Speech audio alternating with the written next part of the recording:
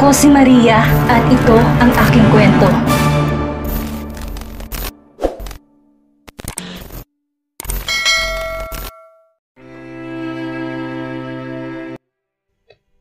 Iha, maaga pa subalit bihis na bihis ka na.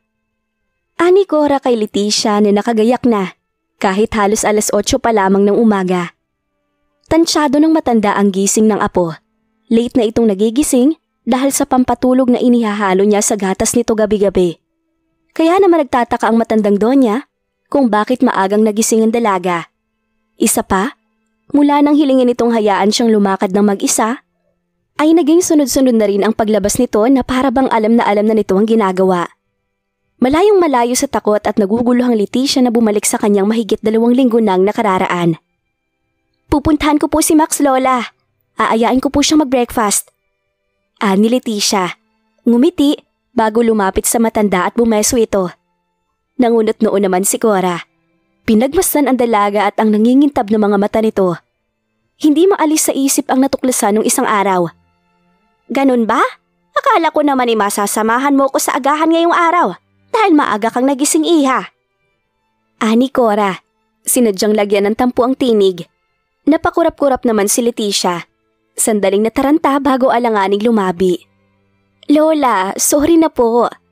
Anang dalaga, inabot ang kamay ng matanda. Sige po, dito na lang po ako mag-aagahan para po may kasama kayo, Lola. Sagot ng dalaga sa kabila ng lihim na pagngingit-ngit. Napapansin ng dalaga sa mga nakalipas na araw, laging humahad lang ang matanda sa mga nais niyang gawin. Kung hindi lang talaga ito at ang kayamanan nito ang misyon niya, matagal niya itong nilayasan. Malaki lang itong panggulo sa mga gusto niya sa buhay. Kung sakaling mabingwit niya ng tuluyan si Max, magiging kanya rin ang lahat ng kayamanan at pagmamahal ng lalaki na nais niyang makamit higit sa ano paman. Subalit hindi siya pwedeng mabuking sa kanyang pagpapanggap. Masyado pang maaga.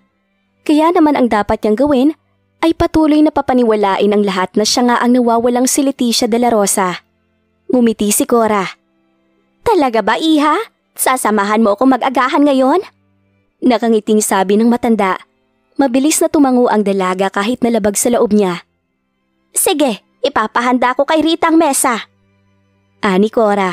Akmang tatalikod na sana, ngunit biglang inabot ang mukha ng dalaga. Parang may dumi sa mga pilik mata mo, iha. Sandali at tatanggalin ko. Wag! Ano ba? Reklamo ni Leticia. Bahagya pang tinulak ang matanda at humakbang paatras. Muntik nang matumba sa sahig si Cora. Mabuti at nakakapit ito ng maigi sa sofa. Nag-angat ng tingin ang matanda sa apo. Nagulat sa inhasal nito. Si Leticia ay ganun din. Nang mahimasmasan ay agad itong nagsalita. Sorry, Lola. Sorry. Nabigla lang po ako. Ani Leticia, lihim na minumura ang sarili sa nagawa. Kung bakit naman kasi hinahawakan pa siya nito. Mabilis na tinulungan ng dalaga si Cora sa pagtayo. Hindi na malaman kung paano pakikiharapan ng matanda matapos ang nangyari. Aalis na lang po ko, Lola. Sa susunod na lang po tayo mag-agahan ng sabay. Babalik din po ako agad. Nagmamadaling paalam ng dalaga. Muling bumeso sa pisngi ng matanda at umalis ng bahay.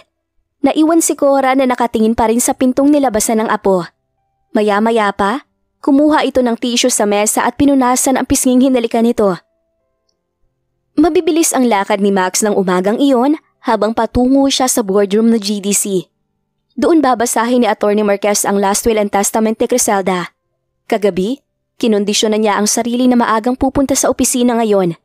Subalit dala ng pagod at maraming isipin sa nakalipas na ilang araw, na late nang gising ang binata.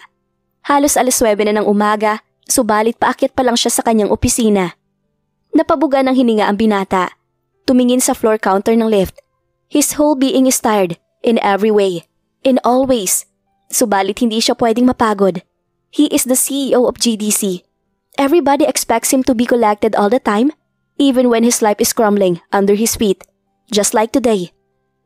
Sir, gusto niyo po bang sabihin ko si Atty. Marquez na kahit mamayang hapon na lang gawin ang pagbabasa ng last will? Hindi na, Ella. Nandito na tayo. Besides, may mga dapat tayong gawin ngayon, hindi ba? We need to work on those. Time is precious. Anang binata. Seryoso. Tumangu-tangu si Ella at hinayaan na ang boss. Nitong mga nakalipas na araw, mula nang pumanaw si Doña Criselda, lalong naging reserve ang amo. Lalo itong naging masikreto at mapagkimkim. Bagay na nakita niya noong iniwan ito ni Vera para sa karir nito bilang prima ballerina. Kinailangan ng ilang buwan bago nakarecover ang boss at naniniwala ang assistant na ganoon din ang mangyayari ngayon sa amo. Buwan ang bibilangin bago itong maging maayos ulit or worse, it could be years. Hiling lang niya na sana wag na itong gumawa ng mga bagay na maaaring itong pagsisihan sa uli.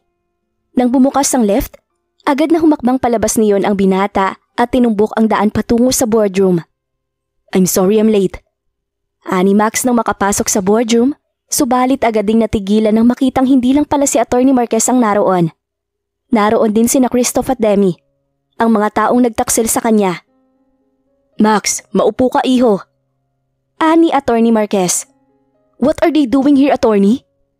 Ani Max, his voice laced with anger and dangerous warnings. Malalaman natin mamaya kapag binasa ko na ang last will ng lola mo. So please, calm yourself Max and sit down. Pag-uulit ni Atty. Marquez. Umigting ang panga ng binata habang pinagmamasdan ang dalawa. Nakaiwas ng tingin si Christoph sa kanya habang si Demi naman ay nakatungo. Nakaupo ang dalawa sa kanang bahagi ng abogado. They seem collected, parang mga walang ginawang pagtataksi laban sa kanya. Humila ng upuan si Max sa kanang bahagi ni Atty. Marquez at doon umupo. Noon niya napagmasdan ng malapitan si Demi. She looked weak and vulnerable. Nangangayayat din ito lalo. She looked miserable. May kung anong hapdi ang bumangon sa kanyang dibdib. Subalit agad ding pinalis ng binata. Demi doesn't deserve his care anymore. Namili na ito at hindi siya yon. For what is that pain then? It's for nothing so he must not be swayed by it. Ilang sandali pa, nag-umpisa ng basahin ng abogado ang last will and testament ni Doña Criselda. I leave Dr. Christoph Montano 10 million pesos in shares of stocks at St. Gabriel Hospital, where he works.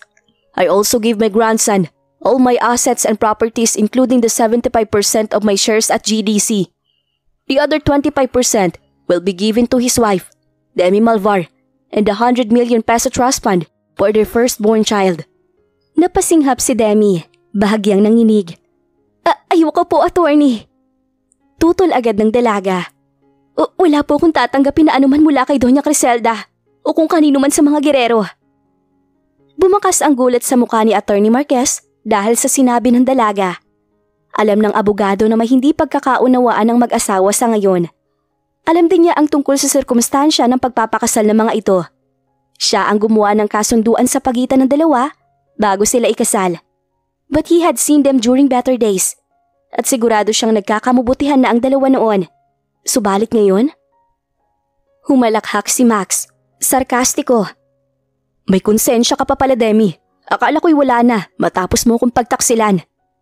Ani Max, nagtatagis ang mga bagang. Max, iho. Hayaan mo sila, attorney. Kung tatanggihan nilang bigay ni Lola, well and good. It only proves that their conscience is still working. Noon bumaling si Demi kay Max, kumuyom ang mga kamay. Ikaw, nasan ang konsensya mo? Nag-iisip ka pa ba ng tama gayong ganyan ng mga paratang mo sa akin? Walang dalagang puno ng hinanakit ang tinig. Hindi na niya napigilan. Matapos ang lahat ng kanyang pinagdaanan nitong mga huling araw, hindi na natatakot pa si Demi sa anumang sasabihin pa ni Max. 3 beses siya nitong itinaboy sa harap ng maraming tao. Ni hindi nito alam na hindi lang siyang itinataboy nito, kundi ang kanilang anak na nasa kanyang sinapupunan. Kung ayaw na ni Max sa kanya, hindi na niya ito pipilitin pa.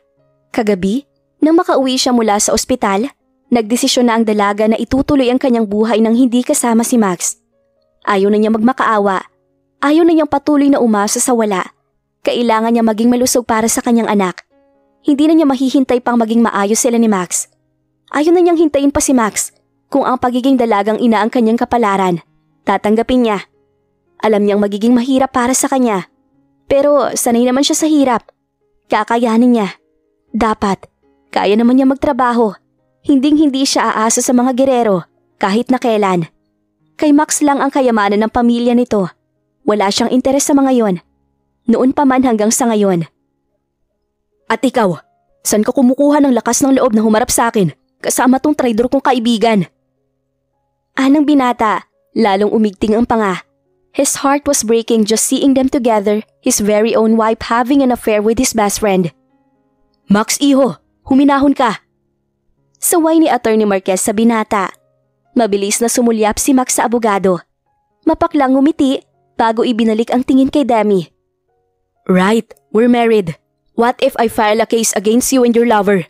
That would be justice. Anang binata, tumalim ang tingin. Attorney, I want to file an adultery case against my wife and friend. Napasinghap si Demi, nanginig.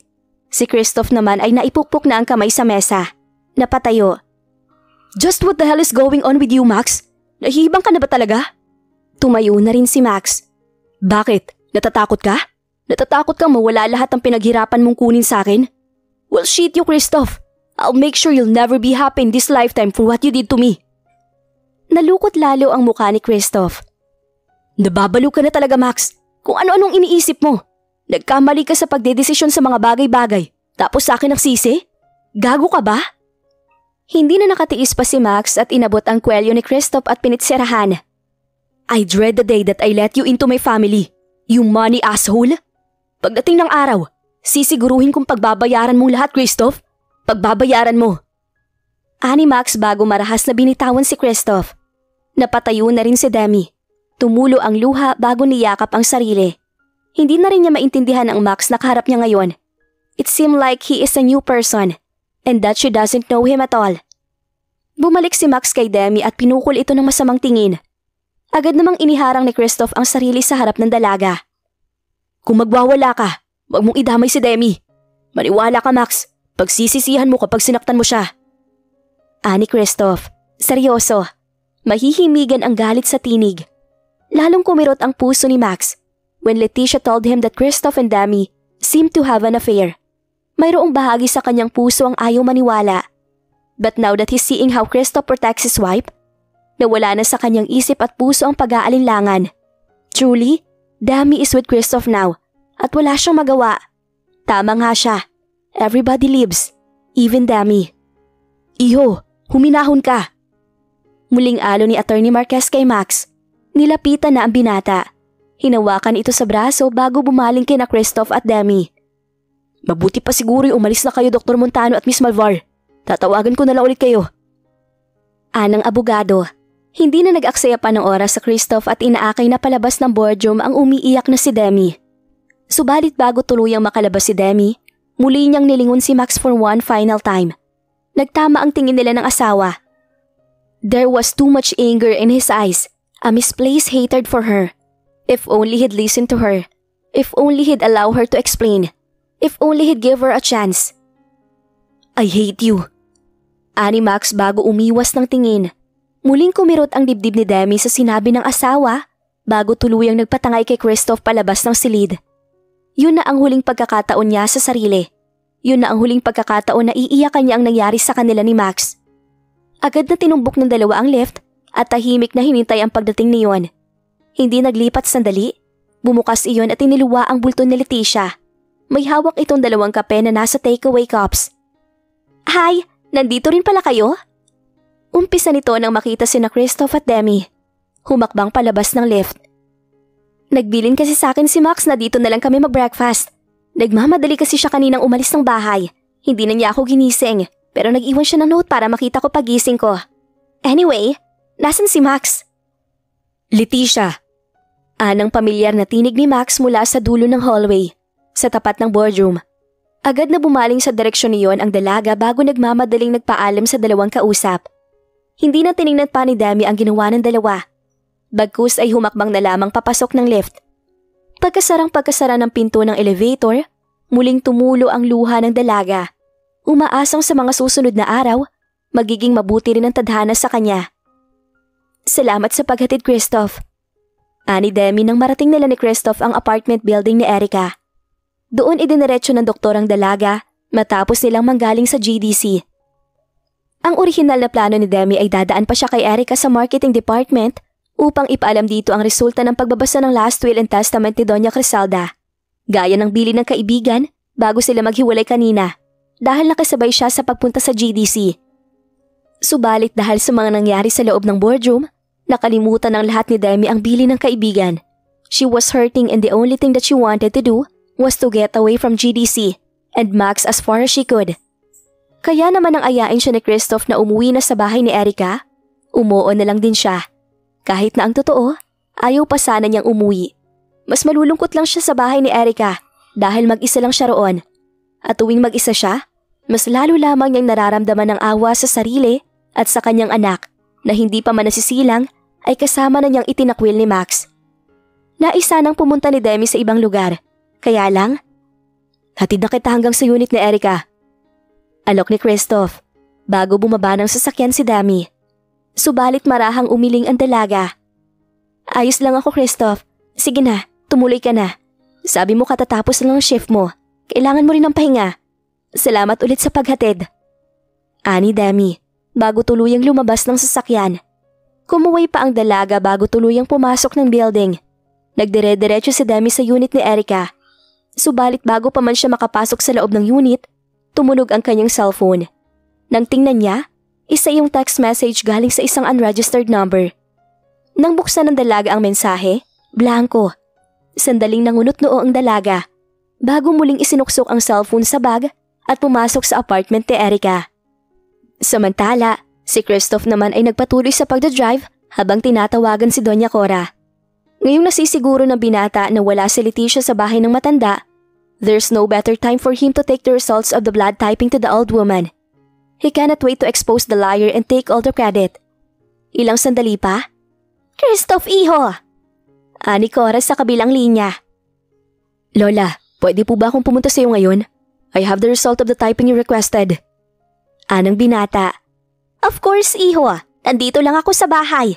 Tamang-tama at wala si Leticia. We can talk freely. Sagot ng matanda. Okay po, papunta na ako. Anang doktor bago tuluyang tinapos ang tawag. Wala pang kalahating oras, narating din ni Christoph ang condo building ni Doña Cora. Habang nasa lift, ay may kung ano-anong eksena ang naglalaro sa kanyang isip. Things that could play out in favor of his desired future. But for now, he needs to do what he must do. And he must do it right. He must tell Doña Cora that the Leticia the old woman has been living with for some time now is an imposter. Kung paano nangyari ang lahat ng yon at sino-sino ang kasabot sa panulokong yon, hindi pa rin sigurado ng doktor. But one thing's for sure. Max was fooled by that fake Leticia and now he lost Demi and their unborn child. Hindi naglaon, narating din ng binata ang penthouse. Agad siyang pinapasok ng katulong at itinuro ang study kung saan naghihintay ang matanda. Mahinang kumatok si Christoph sa pinto bago marahang pinihit ang seradora at tinulak iyon pabukas. Naabutan ng binata ang matanda na nakaupo sa coffee table malapit sa bintana at nagtsatsaa. Agad itong gumiti nang makita ang binata. Christoph, nariyan ka na pala, iho. Bati ng matanda, nakangiti. Tipid nang ngumiti si Christoph. Good morning, Lola. Bati ng binata. Pumasok na ng silid at naglakad palapit sa matanda. Good morning. Have a seat, iho. Ani Cora, tinuro ang bakanting upuan sa harap nito. Agad namang tumalima ang binata. It's a good thing na wala si Leticia ngayon dahil pinuntahan po niya si Max. Putol ng binata sa matanda. Nakita ko po siya sa GDC after the reading of the last will and testament of Doña Criselda. Ang sabi niya sinabihan siya ni Max na mag-aagahan sila. Kumurap si Cora. Tensyonadong dinala sa bibig ang tasa bago iniba ang usapan maya-maya. You were present at the reading of the last will and testament of Criselda? For sure may iniwan siya sa'yo, tama ba? Tumango si Christoph. 10 million pesos and shares of stocks at the St. Gabriel Hospital. Ngumiti ang matanda, inabot ang kamay ng binata. You deserve that, iho. Gaya ni Criselda, ay may tiwala ako sa'yo na kung anumang bagay ang ibigay namin sa'yo ay pagyayamanin mo. Gaya na rin ang ibinigay kong pagkakataon sa'yo. Salamat po sa tiwala, Lola. Palagi ko pong tatanawin na malaking utang na loob ang ginawa niyo pong pagpapaaral sa akin mula nang mawala ang papa. Anang binata, mabilis na inalala ang isang malayong kahapon kung saan nawala lahat ang nakasanayan nilang mag-ina. Ang magarang bahay, ang maaluwang pamumuhay at ang pangalan ng kanyang ama na mas piniling bawiin ang sariling buhay kaysa ang karapin ang pagkalugi ng kanilang kumpanya. It has been so long ago, yet the scars of yesterday are forever etched in his heart. Oh, Don't mention it, iho. Para na rin kitang apo. Anyway, I believe you have something for me. Anang matanda. Tumango si Christoph bago inilabas ang isang white envelope at ibinigay sa matanda. Sandaling natigilan si Cora bago atubiling tinanggap ang sobre. Then old woman gently eased out the paper inside the envelope and unfolded it, reading its content repeatedly. Maya-maya pa, nanginginig ang mga kamay ni Cora at ibinaba ang papel sa mesa. Nagsasalimbayan ang mga emosyon sa kanyang dibdib at halos hindi niya alam ang uunahin. Naroon ang sakit, ang pait at ang galit. Hindi si Leticia ang dalagang kasama niya sa nakalipas na ilang linggo. Hindi niya kadugo ang Leticia na kasama niya sa kanyang bahay. Kung gayon, sino ito? Saan ito nanggaling? At ang higit na mas mahalagang tanong, sino ang kasama nito sa panloloko sa kanya? Sigurado ang matanda na may kasama ito at hindi lang mag-isa. Why the woman knew everything about her and her family? So, sino ang kanyang paghihinalaan? Ang mga taong malalapit sa kanya? Ang kanyang mga tauhan at katulong? Malalayong kamag-anak kaya? O di naman kaya kaibigan na gusto lamang siyang lilangin at tangkinin ang kanyang kayamanan? Napabuga ng hininga ang matanda. There were too many possibilities. Napahawak na sa kanyang ulo ang matanda. Lola, kukunin ko lang po ang blood pressure ninyo baka... Marahang umiling ang matanda. Huwag na, maayos ako iho. Sadyang hindi lang maiiwasan na. God, how could she do this? She had made a fool out of us. Ani Cora, nanghihinang napasandal sa upuan. Ano po ang gusto niyong gawin, Lola? Tanong ni Christoph maya-maya. I have to lure her back here. Aalamin ko ang mga kasabot niya sa panlolokong to. Ani Cora. Ngayong bistado na ang impostor na Leticia, ano ang gagawin ni Doña Cora para malaman ang mga taong nasa likod ng pagpapanggap ng nagpakilalang Leticia? Dahil sa harap-harapang panunuya kay Demi ni Max, dito na ba magtatapos ang lahat sa kanila? Ano ang gagawin ni Max kapag nalamang dinadala ni Demi ang anak nila? Yan ang ating aalamin sa susunod nating kabanata.